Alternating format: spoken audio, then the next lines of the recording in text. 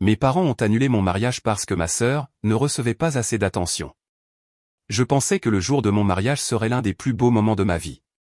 Depuis des mois, j'avais tout planifié avec soin, le lieu, les fleurs, le menu, chaque détail soigneusement choisi pour que ce jour soit parfait. J'imaginais la lumière douce du soleil traversant les grandes fenêtres de la salle de réception, la musique délicate qui accompagnerait mes pas vers l'autel et le regard de mon futur époux qui me ferait sourire d'une manière que je n'avais jamais connue. Pourtant, le matin même, tout s'est écroulé. Mes parents sont arrivés à la maison avec des visages sérieux, presque froids. Au début, j'ai cru qu'il s'agissait d'un malentendu, qu'ils allaient annoncer une légère complication logistique, mais ce qui a suivi a balayé tous mes espoirs. Ils m'ont dit que le mariage était annulé. Mon cœur s'est arrêté un instant, incapable de comprendre. La raison qu'ils m'ont donnée semblait irréelle, presque absurde. Ma sœur, prétendait-il, ne recevait pas assez d'attention, et donc il ne pouvait pas laisser la cérémonie continuer. Je suis resté immobile, incapable de parler, alors que leur justification résonnait dans ma tête. Chaque plan que j'avais imaginé, chaque sourire que j'avais anticipé, chaque rêve que j'avais construit s'effondrait en un instant.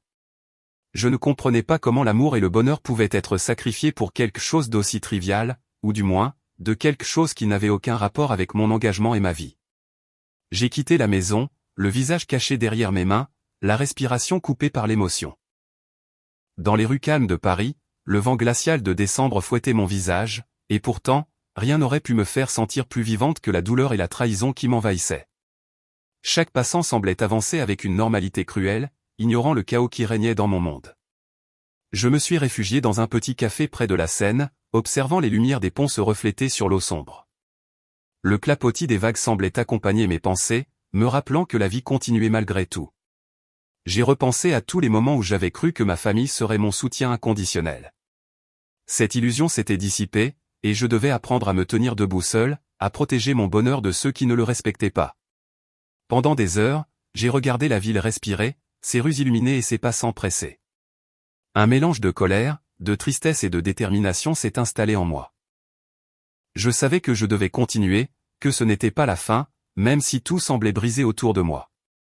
Cette trahison allait devenir une force, une motivation pour reconstruire ma vie selon mes propres règles. En sortant du café, j'ai levé les yeux vers la cathédrale éclairée au loin.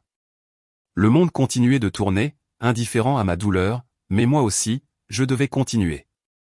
Ce mariage annulé ne définissait pas ma valeur ni mon avenir. Dans les rues glaciales de Paris, j'ai commencé à marcher, un pas après l'autre, prête à reprendre ma vie en main, prête à trouver un bonheur qui serait entièrement mien.